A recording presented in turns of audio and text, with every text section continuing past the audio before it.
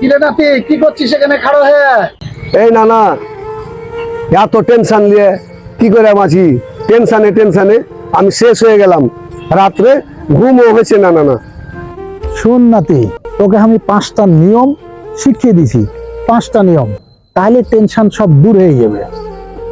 কি 5টা নিয়ম না না কহ তো, তাও যদি আমি টেনশন থেকে বাঁচতে পারি। প্রথমেই একটা জিনিস চিন্তা করবি, সবকিছু কিন্তু তোর নিয়ন্ত্রণে নাই। সেই ক্ষেত্রে সবকিছু নিয়ন্ত্রণে রাখার চেষ্টা করবি না। 2 নাম্বার হচ্ছে, দুশ্চিন্তা কিন্তু সমস্যার সমাধান এনে দেয় না, এই জন্য সবসময় মন খুলে হাসবি।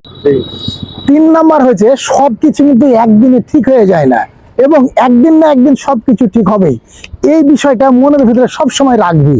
4 নাম্বার হচ্ছে, নিজের প্রতি একটু ধৈর্য ধরার চেষ্টা করবি, ধৈর্য রাখার চেষ্টা করবি। সময় কিন্তু সবার জন্যই ঘুরে আসে। লাস্ট 5 নাম্বার কথা হয়েছে খুবই গুরুত্বপূর্ণ লাতি, তুই নিজেকে নিজে সবসময় মনে করিয়ে দিবি যে তুই পারিস, এবং সেটাই তুই করে দেখাবি। এইভাবেই চলবি, তোর সব দুশ্চিন্তা দূর হয়ে যাবে ইনশাআল্লাহ।